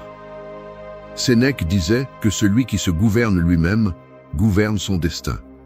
La confiance est précisément cela, l'autogouvernement. C'est ne pas dépendre de ce qui se passe à l'extérieur pour te sentir précieux. Un homme peut perdre de l'argent, une position ou un statut, mais s'il ne perd pas son centre, il ne perd pas son pouvoir. Car le véritable attrait n'est pas dans ce que l'on possède, mais dans la façon dont on réagit quand tout chancelle. Projeter de la confiance implique également d'accepter tes échecs sans ressentir de honte. Les hommes les plus forts ne sont pas ceux qui ne tombent jamais, mais ceux qui ne se brisent pas en tombant. La confiance ne vient pas de la perfection, mais de la résilience. C'est te regarder dans le miroir et savoir que, même si tu n'as pas tout résolu, tu as la capacité de continuer à avancer. Cette sécurité authentique ne peut pas être fabriquée. Elle se gagne en affrontant tes propres batailles. Quand un homme projette de la confiance, il ne cherche pas l'attention, il génère du respect. Son langage corporel, sa façon de parler, sa sérénité même dans le conflit, en font une présence difficile à ignorer. La femme sent qu'elle est en présence de quelqu'un qui sait qui il est et où il va, quelqu'un qui ne s'effondre pas à cause d'une opinion, ni ne s'exalte à cause d'un compliment. La véritable confiance n'a pas besoin de bruit, car son existence seule impose le silence. 6. Agisse avec sagesse. La sagesse ne s'annonce pas. Elle se démontre dans les moments où l'orgueil veut parler et tu choisis de te taire. Elle se remarque quand d'autres cherchent le drame et tu préfères le calme. Être sage, ce n'est pas accumuler des phrases inspirantes, c'est avoir la maturité d'appliquer ce que tu sais au moment opportun. Les hommes mûrs qui attirent vraiment ne sont pas ceux qui se vantent de leur expérience, mais ceux qui ont transformé cette expérience en clarté. Savoir quand avancer, quand attendre et quand se retirer est une forme d'intelligence que peu maîtrisent, mais que tout respecte. Agir avec sagesse signifie comprendre que tout ne mérite pas ton énergie. Pas chaque discussion nécessite une réponse, pas chaque provocation requiert de l'attention, pas chaque émotion mérite une direction. La sagesse est une économie de l'âme. Savoir investir ton temps, tes mots et tes émotions seulement là où ils en valent la peine. La jeune femme perçoit cela comme un équilibre, car un homme sage ne réagit pas, il décide. Il n'agit pas par impulsion, il agit avec un but. Et dans cette façon de se mouvoir, il transmet stabilité, pouvoir et confiance. Sénèque a écrit qu'aucun vent n'est favorable pour celui qui ne sait pas à quel port il se dirige. Un homme sage vit avec une direction. Il ne se laisse pas emporter par les modes, les opinions ou les insécurités. Il sait qui il est et où il va, même quand le chemin devient incertain. Cette clarté se ressent, et c'est l'une des qualités les plus magnétiques qui existent. Parce que tandis que d'autres improvisent leur vie, le sage la construit. Chaque action de sa part a du poids, non pas parce qu'elle est parfaite, mais parce qu'elle naît de la réflexion. Agir avec sagesse, c'est aussi savoir choisir ses batailles. L'homme mûr comprend que sa paix vaut plus que d'avoir raison. Il apprend à lâcher ce qu'il ne peut pas changer et à se concentrer sur ce qui dépend de lui. Il ne cherche pas à contrôler les gens, il contrôle sa réaction envers eux. Et cela, dans un monde impulsif et émotionnellement désordonné, le rend différent. La femme qui observe un homme ainsi sent qu'elle peut faire confiance à son jugement, car il ne se laisse pas dominer par la confusion. La sagesse est aussi dans la façon de se comporter. Tu ne promets pas ce que tu ne feras pas, tu ne dis pas ce que tu ne ressens pas, tu ne donnes pas plus que ce que ton âme peut supporter. Agir avec sagesse, c'est être juste, même quand personne ne te regarde. La jeune femme perçoit ce genre de cohérence comme une maturité émotionnelle. Il ne s'agit pas de dire ce qui est correct, mais de l'être. Et cette différence crée une attraction plus profonde que n'importe quelle apparence. Épictète enseignait que le sage n'est pas perturbé par ce qu'il ne peut pas contrôler, et cet enseignement est essentiel. La vie te mettra à l'épreuve, mais ta réponse montrera ton niveau. La sagesse ne se mesure pas en paroles, elle se mesure en sérénité. Tu n'as pas besoin de prouver que tu as de l'expérience, il suffit de rester calme quand les autres perdent la tête. Ce calme n'est pas une faiblesse, c'est une maîtrise intérieure. La femme qui assiste à cela le remarque immédiatement. Car la stabilité est un langage qui ne nécessite pas de traduction. La sagesse te rend aussi sélectif. Tu ne perds pas de temps à essayer de convaincre celui qui ne veut pas comprendre, ni à démontrer ta valeur à celui qui ne la voit pas. Tu comprends que ton énergie est limitée, et tu la protèges. Un homme sage ne se laisse pas emporter par le bruit, il observe, analyse et décide quand parler et quand disparaître. Cette capacité à discerner, à bouger sans désespoir, te donne une force silencieuse qui se ressent plus que n'importe quelle fanfaronnade. Agir avec sagesse est un art qui s'apprend en vivant, en tombant, en perdant et en comprenant. Il n'y a pas de raccourci. Mais quand tu l'atteins, tout change. 7. Sois patient. Les meilleures choses de la vie n'arrivent pas quand tu les désires, mais quand tu es prêt à les recevoir. La patience est cette vertu silencieuse qui sépare les hommes impulsifs des hommes sages. À une époque où tout le monde veut des résultats immédiats, celui qui apprend à attendre avec intention devient une exception. La patience n'est pas de la passivité, c'est de la force contenue. C'est la maîtrise qui te permet de rester calme pendant que la vie s'adapte à son rythme, pas au tien. L'homme mûr comprend que le désespoir est l'ennemi du pouvoir. Rien n'attire moins que l'urgence. La jeune femme le perçoit instantanément. Quand un homme agit avec hâte, il transmet le manque. Mais quand un homme se déplace avec sérénité, il projette l'abondance. Car celui qui sait attendre montre qu'il ne dépend pas du résultat, mais de son propre processus. Marc Aurèle disait que le temps est une sorte de rivière qui coule sans cesse et que la sagesse consiste à ne pas résister à son courant. Le patient ne lutte pas contre le temps, il l'utilise à son avantage. Être patient ne signifie pas ne rien faire, cela signifie agir sans anxiété. C'est savoir quand bouger et quand rester immobile, quand parler et quand garder le silence, quand insister et quand lâcher prise. Cette compréhension profonde du moment juste est ce qui donne du pouvoir. L'homme impatient cherche à forcer ce qui n'est pas prêt. Et dans sa tentative, il détruit ce qui aurait pu fleurir. L'homme patient laisse les choses mûrir, car il comprend que ce qui est précieux prend du temps. La jeune femme ressent la différence. Elle se sent en sécurité avec un homme qui ne réagit pas impulsivement, qui ne la presse pas et ne cherche pas de résultats immédiats. La patience génère la confiance, et la confiance est la base de toute connexion authentique. Il ne s'agit pas de jouer à des jeux, mais de montrer que tu sais apprécier le processus, sans anxiété pour le résultat. Cette attitude démontre un équilibre émotionnel et un contrôle interne, deux qualités qui sont irrésistibles. Épictète enseignait que l'impatience est le résultat de vouloir contrôler l'incontrôlable. La patience, en revanche, naît de la compréhension de la réalité. Tu ne peux pas accélérer la croissance d'un arbre, tu peux seulement le nourrir. De la même manière, tu ne peux pas forcer une relation, un résultat ou un changement. Tu peux seulement te préparer à le recevoir quand il arrive. La patience est une déclaration silencieuse de confiance en toi et en la vie. C'est le langage de ceux qui ne cherchent plus à impressionner mais à couler. Être patient est aussi un signe de maturité émotionnelle. Cela signifie que tu n'agis plus par impulsion, que tu ne te désespères pas quand quelque chose ne se passe pas comme prévu, que tu comprends que ce qui tarde à arriver, quand il arrive enfin, vaut plus. La femme remarque cette sérénité. Alors que beaucoup d'hommes deviennent volatiles face au rejet ou à l'attente, le patient reste centré. Il n'a pas besoin d'insister, ni de mendier de l'attention. Son calme est sa carte de visite. Sénèque disait que la patience est une forme de sagesse, car celui qui sait attendre a déjà vaincu le temps. Chaque fois que tu choisis de ne pas réagir, tu entraînes ton esprit à être plus fort. Chaque fois que tu respires avant de répondre, tu construis ton pouvoir. Chaque fois que tu fais confiance au processus, tu renforces ta foi en toi-même. La patience ne se remarque pas dans les moments faciles, mais dans les moments difficiles, quand le monde crie que tu dois courir et que tu choisis de maintenir le pas ferme. L'homme qui pratique la patience transmet la maîtrise interne. Il ne court pas après quoi que ce soit, il laisse les choses venir à lui, et quand elles le font, il les tient avec maturité. 8. Améliore-toi chaque jour. Chaque jour est une nouvelle opportunité de renaître en silence. Tu n'as pas besoin que quelqu'un le remarque, ni que le monde t'applaudisse. La véritable croissance se produit lorsque personne ne te regarde, lorsque tu choisis de construire plutôt que de démontrer. S'améliorer chaque jour n'est pas un objectif, c'est un mode de vie. C'est te regarder dans le miroir et décider que, même si hier tu as bien fait, aujourd'hui tu peux faire mieux. Cette mentalité constante d'évolution est ce qui différencie un homme ordinaire d'un homme admirable. L'homme mature ne cherche pas la perfection, il cherche le progrès.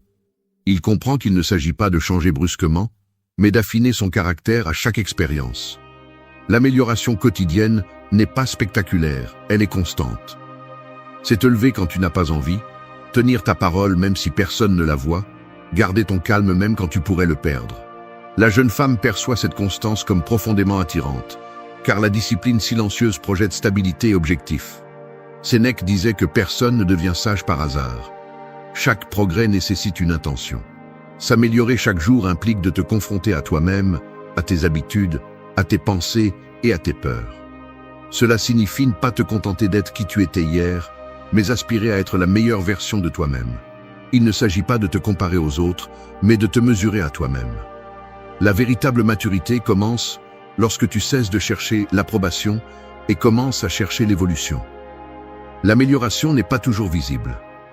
Parfois, il s'agit de petites batailles internes. Contrôler une émotion, garder patience, se taire quand tu pourrais attaquer, agir avec calme quand les autres perdent la tête. Ces victoires invisibles sont celles qui construisent la grandeur. Parce que l'amélioration quotidienne n'est pas un changement d'apparence, mais de conscience. L'homme qui se consacre à polir son esprit, son or et sa conduite, sans hâte, mais sans pause, devient inébranlable. Marc Aurèle rappelait que l'âme se renforce en affrontant les difficultés. Tu ne peux pas grandir si tu évites les défis. Chaque obstacle que tu rencontres est une opportunité pour affiner ton caractère. S'améliorer chaque jour, c'est accepter que tu ne contrôles pas tout ce qui se passe. Mais comment tu y réagis? Cette attitude est ce qui transforme la douleur en pouvoir, la chute en leçon et la routine en discipline. La jeune femme le ressent. Elle est attirée par l'homme qui ne se plaint pas, qui ne stagne pas, qui utilise chaque jour pour avancer un peu plus. La croissance n'est pas toujours visible de l'extérieur, mais elle se perçoit dans l'énergie. L'homme qui s'améliore devient plus calme, plus sûr, plus confiant. Il n'a pas besoin de dire qu'il change, sa présence le reflète. Et cette évolution constante n'attire pas seulement, elle inspire. Les personnes qui t'entourent commencent à sentir cette force intérieure qui grandit sans faire de bruit. Parce que l'amélioration quotidienne ne cherche pas l'attention, elle cherche la transformation. Épictète enseignait que le progrès de l'âme se voit dans les actions, pas dans les mots. Si chaque jour tu choisis d'être un peu plus sage, plus patient et plus juste, ton environnement change aussi. L'amélioration constante ne te rend pas seulement plus attirant, elle fait de toi un modèle. La jeune femme n'est pas impressionnée par celui qui promet de changer, mais par celui qui le démontre sans le dire. Voir un homme en constante évolution suscite l'admiration, car il représente quelque chose de rare. L'engagement envers soi-même. S'améliorer chaque jour est l'art de ne pas céder à la facilité. C'est avoir le courage de continuer à grandir quand personne ne t'y oblige. L'homme qui vit avec ce but devient puissant sans le montrer, ferme sans rigidité et attirant sans effort. La plupart des hommes pensent que pour attirer une jeune femme, ils ont besoin d'argent, de muscles ou d'un physique parfait. Mais les hommes véritablement désirables ne rivalisent pas avec cela. Leur attrait ne vient pas de ce qu'ils montrent, mais de ce qu'ils projettent. Un homme mûr qui a vécu, qui est tombé et a appris, dégage une énergie qui ne peut être feinte. Ce calme dans son regard, cette assurance dans sa voix, cette façon de marcher sans hâte, ni anxiété, en dit plus que n'importe quel discours. La maturité est un pouvoir silencieux. Elle ne cherche pas l'approbation, elle l'impose sans effort. Parce que tandis que les autres essaient d'impressionner, lui se concentre simplement sur l'être. Et cette authenticité est ce qui fait que les jeunes femmes le regardent avec respect et curiosité. Non pas à cause de son âge, mais à cause de son équilibre. Parce qu'un homme qui se comprend lui-même transmet quelque chose qui ne s'enseigne pas, le contrôle. Dans un monde où tout le monde court après l'attention, l'homme qui reste serein se démarque. Son attrait vient de la maîtrise intérieure, pas de l'extérieur. Comme le disait Sénèque, celui qui se maîtrise lui-même est plus puissant que celui qui conquiert une ville. Et c'est précisément cette force intérieure qui conquiert sans mots. Cette vidéo ne cherche pas à vous donner des phrases ou des techniques superficielles. Elle cherche à éveiller en vous les qualités qui font vraiment la différence. La sérénité, le but et la présence. Ce qui attirera ne sera pas ce que vous dites, mais l'énergie que vous dégagez. Préparez-vous, car ce qui suit ne concerne pas comment plaire, mais comment devenir ce type d'homme qui n'a pas besoin de poursuivre quoi que ce soit, parce que tout ce qui vaut la peine vient à lui. Danke, dass du bis zum Ende des Videos geblieben bist. Wenn du alles gesehen hast, kommentiere, ich bin stoisch, als unser geheimes Zeichen, zu wissen, dass du ein wahrer Schüler des Stoizismus bist. Vergiss nicht, den Kanal zu abonnieren und das Video zu liken, wenn es dir gefallen hat. Wir sehen uns im nächsten Video und denke daran, kultiviere weiterhin deinen stoischen Geist.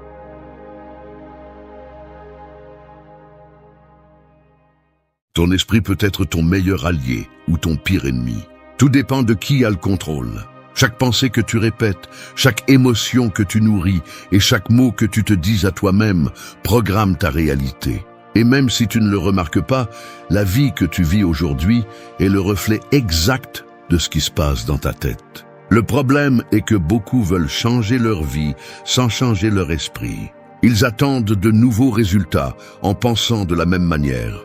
Ils se lèvent avec le même dialogue intérieur, avec les mêmes excuses, avec la même voix qui leur dit « je ne peux pas ». Et ainsi passent les années, rêvant d'un changement qui n'arrive jamais parce qu'ils restent esclaves d'un système mental qu'ils ne remettent pas en question.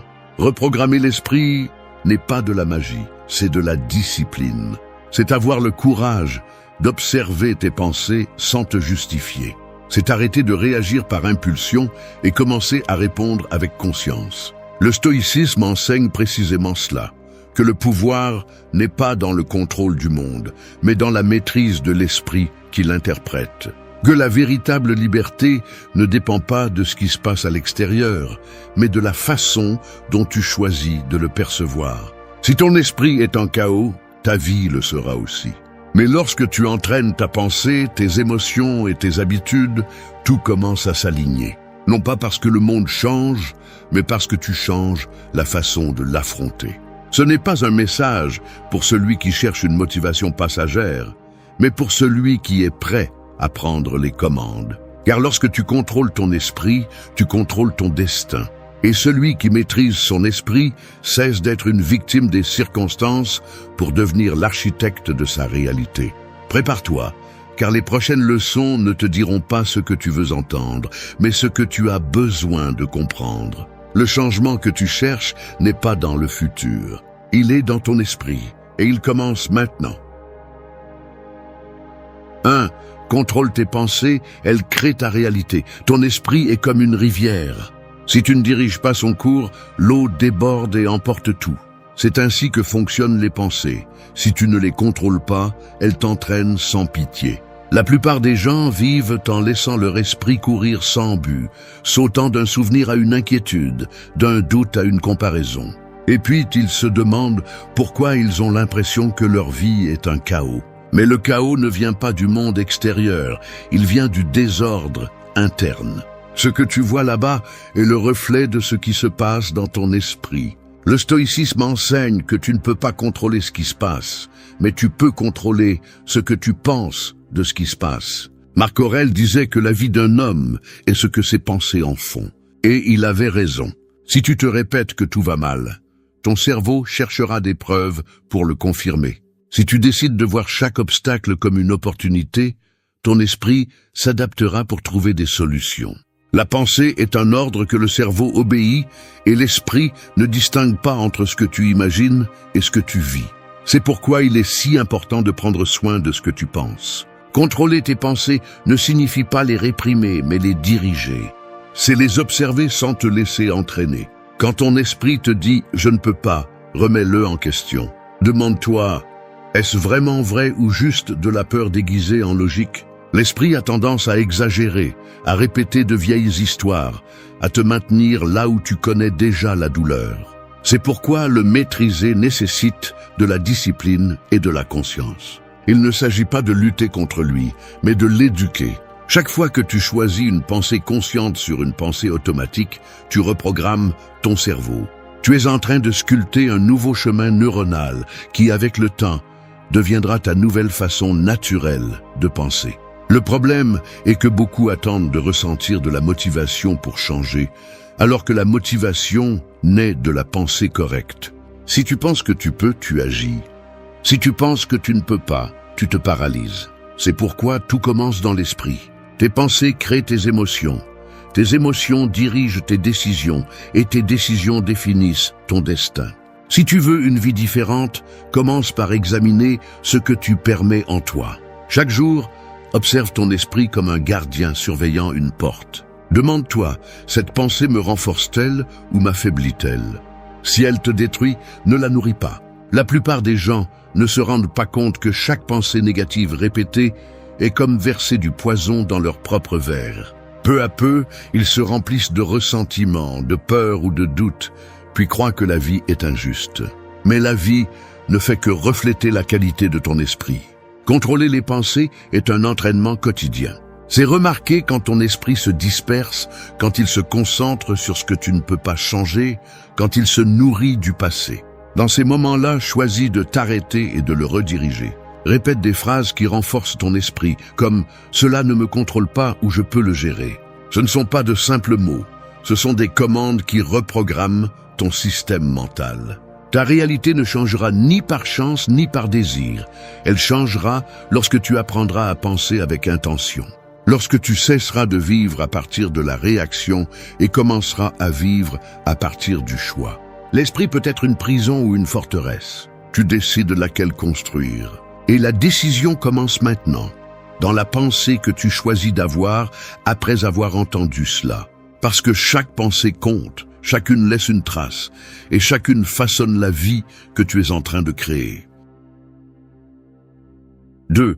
Pense moins, agis plus. Il y a des gens qui vivent enfermés dans leur esprit comme s'il s'agissait d'une cage de verre. Ils analysent tout, questionnent tout, pensent à tout, mais ne font rien. Le problème n'est pas le manque d'idées, c'est l'excès de pensée qui ne se transforme jamais en action. Tu peux passer toute une vie à planifier le moment parfait, à attendre la motivation idéale, ou à calculer chaque pas. Mais la vérité est que le changement commence lorsque tu bouges, pas lorsque tu comprends tout.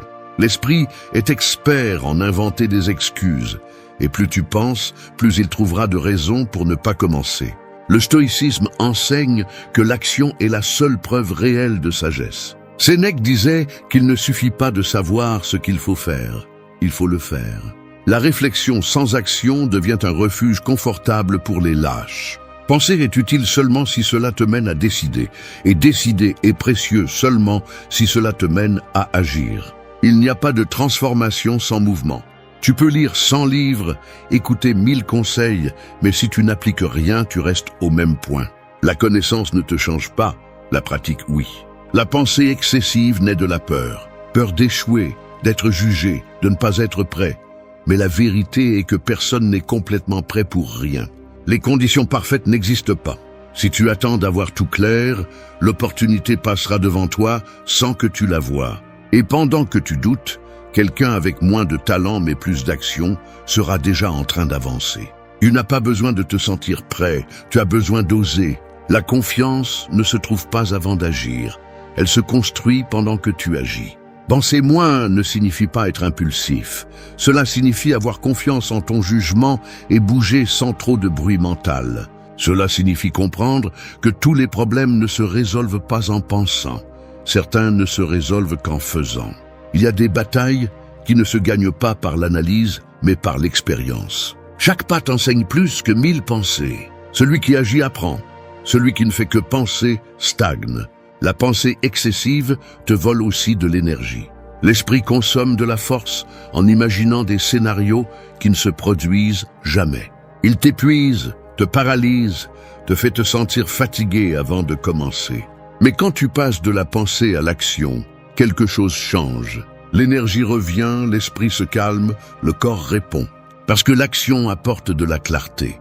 Tu n'as pas besoin de tout voir, tu as juste besoin de faire le prochain pas, l'un après l'autre, sans attendre de garantie. Les stoïciens ne cherchaient pas à contrôler l'avenir, ils cherchaient à contrôler leur réponse au présent.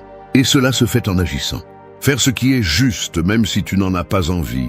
Avancer même s'il y a de l'incertitude. Accomplir même si on ne t'applaudit pas. C'est la discipline qui façonne le caractère. Chaque action répétée renforce l'esprit, tandis que chaque pensée sans exécution l'affaiblit.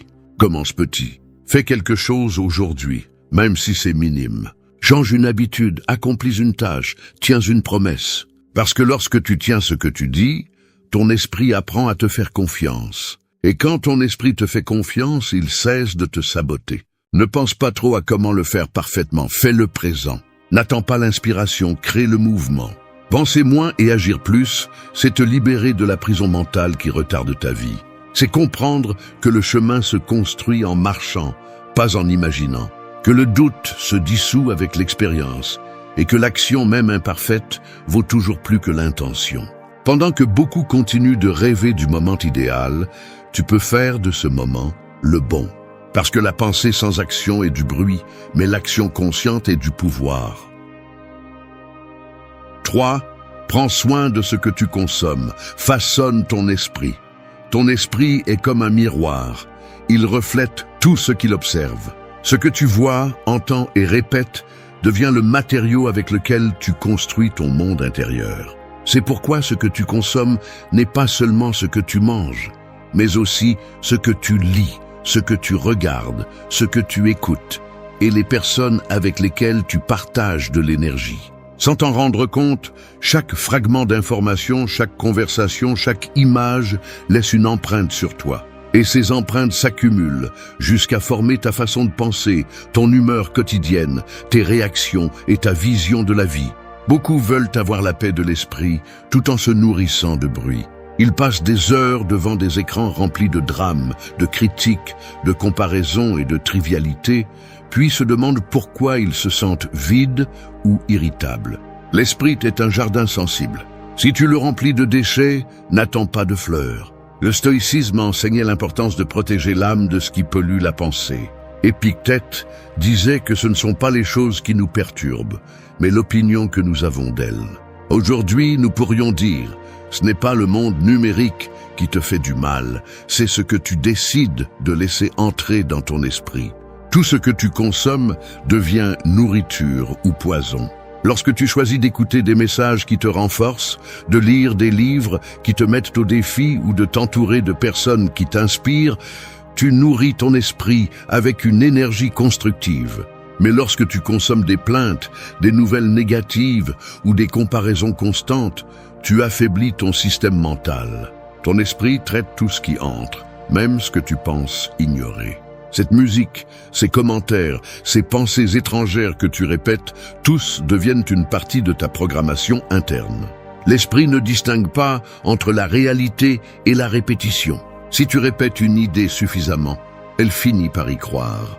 Si tu t'entoures de plaintes, ton esprit adoptera le langage du découragement. Si tu t'entoures de gratitude et d'efforts, ton esprit adoptera cette vibration. C'est pourquoi prendre soin de ce que tu consommes n'est pas un acte superficiel, c'est une pratique spirituelle. C'est prendre la responsabilité de l'environnement mental dans lequel tu vis tous les jours. Le problème est qu'aujourd'hui, tout est en concurrence pour ton attention. Les réseaux, les médias, l'opinion des autres, la distraction est devenue normale. Mais normal ne signifie pas sain. Si tu n'es pas conscient de ce que tu laisses entrer, d'autres décideront de ce que tu penseras demain. C'est pourquoi les stoïciens parlaient de contrôle interne, de filtrage avec sagesse. Tu ne peux pas t'isoler du monde, mais tu peux choisir ce qui t'influence. Chaque choix est une graine. Commence à nettoyer ton régime mental avec la même sérieux que tu prendrais soin de ton corps.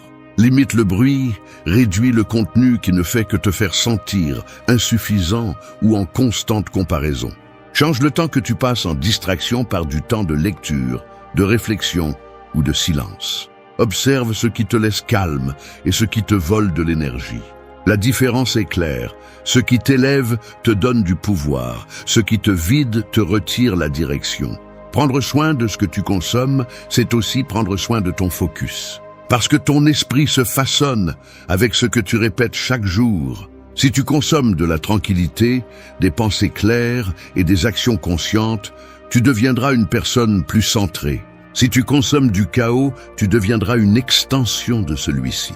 Personne ne peut avoir un esprit fort en le nourrissant de faiblesse. La force se construit en sélectionnant ce qui entre et ce qui ne rentre pas. Souviens-toi de ceci. Ton esprit mange toujours quelque chose. Que ce ne soit pas n'importe quoi. Parce que ce que tu consommes aujourd'hui déterminera la clarté, la discipline et la paix que tu auras demain. Et lorsque tu apprends à nourrir ton esprit avec ce qui te renforce, tu cesses d'être le produit de ton environnement pour en devenir le créateur. 4. Reprogramme ton esprit avec discipline. L'esprit est comme un muscle. Si tu ne l'entraînes pas, il s'affaiblit. Si tu l'exerces avec constance, il se renforce et t'obéit. Mais la plupart des gens laissent leur esprit les entraîner, sans se rendre compte que chaque pensée répétée crée une routine mentale. Ce que tu penses fréquemment devient automatique, et l'automatique finit par diriger ta vie. C'est pourquoi, si tu ne reprogrammes pas ton esprit, il continuera à répéter le même scénario avec les mêmes peurs, les mêmes habitudes et les mêmes résultats. Reprogrammer l'esprit n'est pas un acte mystique ni un secret caché. C'est un processus de répétition, de concentration et de discipline. Tout comme le corps change avec l'exercice constant, l'esprit change avec la pratique mentale quotidienne. Chaque fois que tu choisis une réponse consciente au lieu d'une réaction impulsive, tu réécris tes schémas. Chaque fois que tu choisis de penser avec calme et non avec peur, tu apprends à ton cerveau une nouvelle façon de vivre. Mais cela ne se fait pas en un jour. La discipline est le prix du changement. Les stoïciens l'ont mieux compris que quiconque. Ils savaient que l'esprit, sans entraînement, devient l'esclave de l'environnement. C'est pourquoi ils pratiquaient le contrôle interne, la répétition de pensées rationnelles, la réflexion constante et l'observation quotidienne. Marc Aurèle écrivait pour se rappeler ses propres leçons, car il savait que l'esprit oublie vite. Épictète disait que le progrès ne dépend pas de ce que tu entends, mais de ce que tu pratiques. Et cela reste vrai. Il ne suffit pas de comprendre les principes, il faut les appliquer chaque jour, jusqu'à ce qu'ils deviennent une partie de toi. La discipline mentale consiste en 3 actes: observer, remplacer et répéter. D'abord, observe ce que tu penses. Sois conscient des schémas qui se répètent, des phrases automatiques qui surgissent lorsque quelque chose ne va pas. Ensuite, remplace-les par des pensées qui te renforcent. Il ne s'agit pas de répéter des phrases vides, mais de choisir des mots qui te donnent une direction. Enfin, répète. L'esprit apprend par répétition, non par inspiration. Chaque fois que tu choisis une nouvelle pensée, tu renforces un chemin mental différent. Et avec le temps, ce nouveau chemin devient le plus fort. Mais l'esprit est paresseux. Et au début, il résistera au changement. Il essaiera de te ramener à ce que tu connais, à ce qui est confortable, à ce qu'il a fait pendant des années. Il te fera croire que tu ne peux pas, que cela ne vaut pas la peine, que c'est mieux demain. Cette résistance n'est pas un signe d'échec, c'est un signe que tu reprogrammes quelque chose de profond. Le vrai changement est inconfortable, parce qu'il brise les anciennes structures. La clé est de persévérer lorsque ton esprit veut t'abandonner. C'est là que la discipline devient puissance. Beaucoup parlent de transformation, mais peu sont prêts à maintenir la constance nécessaire. La discipline n'est pas une question de motivation, mais d'engagement. C'est faire ce que tu sais que tu dois faire, même quand tu ne veux pas le faire. Si tu entraînes ton esprit à tenir parole, tu cesseras de dépendre de l'émotion du moment. Tu seras celui qui dirige tes actions, pas ton humeur. Reprogrammer ton esprit avec discipline est comme construire une forteresse à partir de zéro.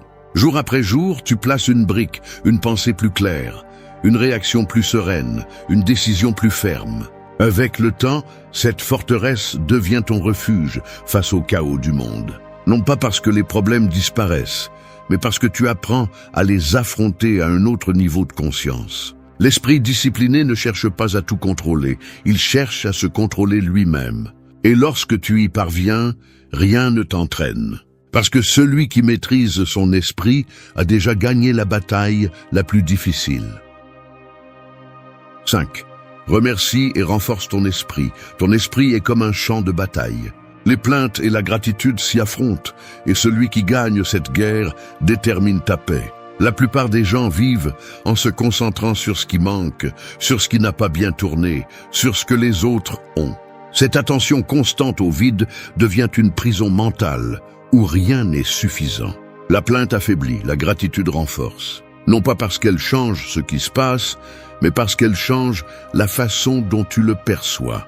Quand tu remercies, tu prends le contrôle de ton focus.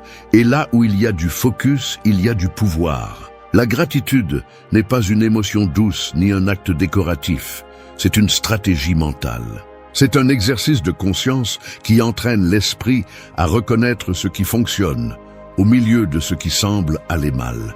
Les stoïciens l'utilisaient comme un outil de force spirituelle. Ils savaient que celui qui remercie ne dépend pas des circonstances pour se sentir accompli. Marc Aurèle écrivait que même les difficultés sont des cadeaux déguisés, car chacune offre une opportunité de croissance. C'est l'état d'esprit du guerrier, remercier non seulement ce qui est facile, mais aussi ce qui fait mal, car il sait que tout ce qui arrive sert à forger son caractère. Remercier ne signifie pas se contenter, cela signifie reconnaître que ce que tu as maintenant est la base pour avancer. L'esprit qui remercie se renforce, car il cesse de lutter contre la réalité. Il accepte le présent tel qu'il est et agit avec clarté à partir de là. Il n'y a rien de plus puissant qu'un esprit qui peut regarder une journée difficile et encore trouver des raisons de remercier. Cette attitude transforme l'énergie interne, réduit l'anxiété et redonne le contrôle. Parce que pendant que tu te plains, ton attention est sur ce que tu ne peux pas changer. Quand tu remercies, tu la déplaces vers ce que tu peux améliorer. Chaque matin, avant que le bruit de la journée ne commence, arrête-toi un instant et remercie. Pas de manière automatique, mais consciente. Remercie d'avoir une autre opportunité d'agir, pour le corps qui te soutient, pour les gens qui t'enseignent, même pour ceux qui te défient. La gratitude transforme le présent en suffisant et l'avenir en possible. C'est une pratique qui nettoie l'esprit des plaintes et prépare l'esprit à résister au chaos. La personne qui remercie devient inébranlable parce qu'elle a appris à trouver du sens en tout. Le problème est que la société entraîne le contraire. Elle nous apprend à nous concentrer sur ce qui manque, sur ce que nous n'avons pas encore obtenu. Nous vivons dans une constante sensation de pénurie mentale. Et ainsi, l'esprit devient faible, ayant besoin de plus de stimuli pour se sentir bien. Mais quand tu choisis de remercier, tu changes la fréquence interne. Tu arrêtes d'avoir besoin de tant de choses pour être en paix et tu découvres que la force ne vient pas de ce que tu as, mais de ce que tu apprécies.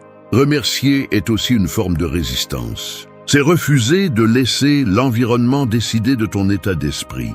C'est affirmer « Je peux rester debout, même au milieu de la tempête ». Cette affirmation crée une force spirituelle. Elle te rend moins réactif, plus conscient, plus centré. La gratitude transforme les défis en entraînement, la douleur en sagesse, la perte en croissance. La pratiquer quotidiennement est comme aiguiser une épée intérieure. Non pas parce que la vie cesse de te frapper, mais parce que tu apprends à recevoir chaque coup avec calme. C'est la différence entre la personne qui se brise et celle qui s'élève. La gratitude te donne des racines quand tout vacille. Elle te rappelle que malgré tout, tu es toujours là. Et tant que tu es là, tu as du pouvoir. Parce que le vrai pouvoir n'est pas d'avoir plus, c'est de savoir voir au-delà. Remercier ne change pas le monde, mais ça change l'esprit qui l'interprète. Et cet esprit est celui qui transforme ta vie. 6. Brise le pilote automatique. Nous vivons entourés de mouvements, mais peu sont vraiment éveillés. La plupart marchent les yeux ouverts et l'esprit endormi, répétant les mêmes pensées, les mêmes réactions et les mêmes erreurs comme si leur vie était un enregistrement qui se joue sans arrêt. Le pilote automatique s'active lorsque tu cesses de remettre en question ce que tu fais, lorsque ta journée devient une séquence d'habitudes inconscientes où tu ne décides plus. Tu répètes seulement. Et ce mode, bien que confortable, est l'ennemi silencieux de la croissance. Le pilote automatique n'arrive pas du jour au lendemain. Il se construit petit à petit avec la routine, la précipitation, le manque de réflexion.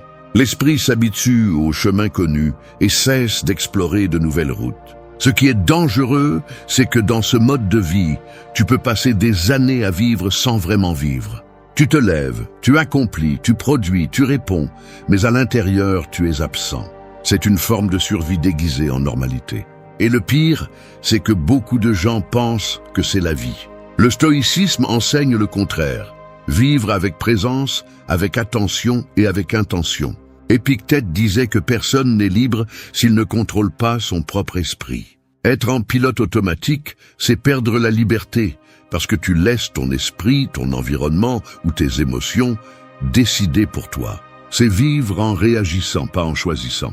Quand tu te plains sans t'en rendre compte, quand tu discutes sans réfléchir, quand tu répètes une habitude que tu sais déjà qu'elle te fait du mal, c'est le pilote automatique qui parle pour toi. Le briser exige de la conscience. Cela signifie s'arrêter et s'observer sans jugement.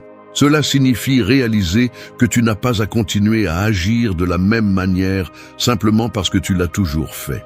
Chaque pensée répétée peut être interrompue, chaque impulsion peut être observée, chaque réaction peut être choisie. L'esprit conscient ne se laisse pas entraîner, il se demande pourquoi. Il se questionne avant de répondre, il s'arrête avant de répéter.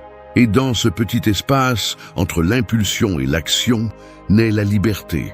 Briser le pilote automatique exige également de l'inconfort. Car sortir de la routine mentale, c'est comme se réveiller d'un sommeil profond. Au début, ça fait mal. Ça fait mal de réaliser combien d'années tu as vécu en mode défense, combien de décisions tu as prises sans vraiment réfléchir, combien de fois tu as tué ce que tu ressentais ou suivi un chemin qui ne te représentait pas. Mais cette douleur est le prix de la lucidité. C'est le premier pas pour commencer à vivre avec intention. Commence par de petits actes de conscience. Quand tu manges, mange lentement. Quand tu parles, écoute ce que tu dis. Quand tu ressens de la colère, respire avant de réagir. Quand tu te distrais, reviens au présent. Ce sont des actions simples, mais puissantes. Parce que chaque fois que tu choisis d'être présent, tu affaiblis le mode automatique et renforces ton esprit conscient. Les stoïciens pratiquaient cela quotidiennement. Il ne s'agissait pas de tout contrôler, mais d'être attentif à eux-mêmes, de maîtriser l'attention comme un guerrier maîtrise son épée. Le pilote automatique te vole la vie en silence. Il te fait croire que tu avances alors qu'en réalité tu tournes en rond. Le briser, c'est récupérer le pouvoir de décider, le pouvoir de ressentir, le pouvoir d'agir avec clarté. La vie ne se vit pas en y pensant, elle se vit en y étant. La présence est la véritable forme de liberté. Tu n'as pas besoin de tout changer d'un coup. Tu as juste besoin de te réveiller. L'esprit entraîné observe, choisit et agit avec un but. Et quand tu y arrives, chaque jour cesse d'être une répétition pour devenir une opportunité. Briser le pilote automatique, ce n'est pas cesser de bouger, c'est commencer à bouger avec sens. Parce qu'une vie consciente n'est pas celle qui avance rapidement, mais celle qui avance éveillée. 7. Maîtrise ton dialogue interne. Chaque personne a une voix en elle qui ne se tait jamais. Elle parle quand tu te regardes dans le miroir, quand tu échoues, quand tu doutes, quand tu essaies quelque chose de nouveau. Cette voix peut être ton allié ou ton bourreau. Si tu la laisses libre, elle peut te détruire avec ses jugements, mais si tu la maîtrises, elle peut te transformer en quelqu'un d'invincible. L'esprit est un narrateur infatigable qui te raconte des histoires sur qui tu es et ce que tu mérites, et ces histoires façonnent ta réalité bien plus que tu ne l'imagines. Le dialogue interne est le langage avec lequel tu programmes ton esprit. Chaque mot que tu répètes devient un ordre que ton cerveau obéit. Si tu te dis constamment « je ne peux pas, je ne suis pas bon, j'échoue toujours », tu renforces ces idées jusqu'à ce qu'elles deviennent ta vérité. Et le pire, c'est que tu ne t'en rends même pas compte, parce que tu le fais en silence. L'ennemi le plus dangereux n'est pas celui qui te critique de l'extérieur, c'est celui qui murmure en toi que tu n'es pas assez bon. Le stoïcisme enseigne que l'esprit doit être entraîné à raisonner avant de réagir. Marc Aurèle écrivait que l'âme se teint de la couleur de ses pensées. Cela signifie que si tes pensées sont sombres, ta vie le sera aussi. Mais si ton esprit apprend à parler clairement, la lumière revient. Maîtriser le dialogue interne n'est pas nier ce que tu ressens. C'est choisir les mots justes pour diriger tes émotions au lieu d'être dirigé par elles. La première étape est d'écouter ce que tu te dis. Peu de personnes le font. Ils vivent en répétant des phrases qu'ils ont absorbées de leur environnement, de leur enfance, de personnes qui les ont sous-estimées. Si tu n'es pas conscient de ces phrases, elles deviennent des commandements internes qui guident tes décisions. Ainsi, quelqu'un qui a grandi en entendant « tu n'es pas capable » finira par saboter chaque opportunité qui se présente à lui. Non pas parce qu'il ne peut pas, mais parce que son esprit est programmé pour douter. Maîtriser le dialogue interne, c'est rééduquer cette voix. Quand la critique apparaît, réponds-lui avec raison. Quand le doute surgit, rappelle-toi les pas que tu as déjà faits. Quand la peur te parle, réponds-lui par l'action. Il ne s'agit pas de te parler avec de fausses affirmations positives, mais de te dire la vérité à partir de la force. Au lieu de « je ne peux pas », dis « je suis encore en train d'apprendre ». Au lieu de « j'ai échoué encore une fois », dis « je comprends comment faire mieux ». L'esprit répond à la répétition et à l'émotion. Donc chaque phrase que tu dis avec conviction s'enregistrera comme un nouveau chemin mental. Bien te parler n'est pas de l'ego, c'est de la responsabilité. Parce que si tu ne te donnes pas de pouvoir, personne ne te le donnera. Les stoïciens comprenaient que la pensée correcte était la base de la sérénité. Si tu laisses ton esprit te parler comme un ennemi, tu n'auras jamais la paix. Si tu apprends à guider ton dialogue interne, tu pourras rester fort même au milieu du chaos. Le langage interne est de l'énergie pure. Il peut te guérir ou te détruire, te motiver ou te couler. Chaque jour, la voix en toi te construit ou t'affaiblit, et tu décides laquelle des deux versions tu nourris. Commence par observer tes pensées sans peur. Change-les quand elles te sabotent, et répète avec discipline les mots qui te maintiennent en équilibre. Maîtriser le dialogue interne est l'un des actes les plus puissants de liberté. Parce que lorsque ton esprit devient ton allié, rien d'extérieur ne peut te manipuler. La personne qui maîtrise sa voix intérieure devient invincible. Non pas parce qu'elle n'a pas peur, mais parce qu'elle a appris à ne pas croire tout ce qu'elle pense. 8. Construis la paix en toi. Le monde extérieur est un reflet de l'intérieur. Tu peux changer de lieu, de compagnie ou de travail, mais si ton esprit est toujours en guerre, la paix restera un rêve lointain. La paix ne se trouve pas à l'extérieur, elle se construit à l'intérieur. Brique par brique, pensée par pensée. Ce n'est pas un état auquel tu arrives, c'est une pratique quotidienne. C'est l'art de rester calme, au milieu de la tempête, de ne pas laisser le bruit extérieur éteindre ta clarté intérieure. Imagine que ton esprit est une maison. Chaque pensée est un invité. Si tu laisses tout le monde entrer, ta maison sera remplie de chaos. Mais si tu choisis à qui ouvrir la porte, tu pourras vivre en ordre. La paix mentale ne signifie pas qu'il n'y a pas de problème. Cela signifie que tu ne permets pas à chaque problème de s'installer en toi. Apprendre à sélectionner tes pensées, c'est apprendre à protéger ton foyer intérieur. Tu n'as pas besoin d'expulser le bruit du monde. Tu as juste besoin d'empêcher qu'il ne prenne possession de ton espace. Les stoïciens comprenaient cela en profondeur. Marc Aurèle gouvernait un empire plein de conflits, et pourtant, il trouvait la sérénité parce qu'il comprenait que la véritable bataille se déroulait à l'intérieur. Il a écrit que la tranquillité vient d'un esprit ordonné, non d'un monde parfait. Cela reste vrai aujourd'hui. Tu ne peux pas contrôler le trafic, les gens ou les nouvelles, mais tu peux contrôler la façon dont ton esprit réagit à eux. La paix est atteinte lorsque tu choisis de ne pas participer à des guerres mentales inutiles.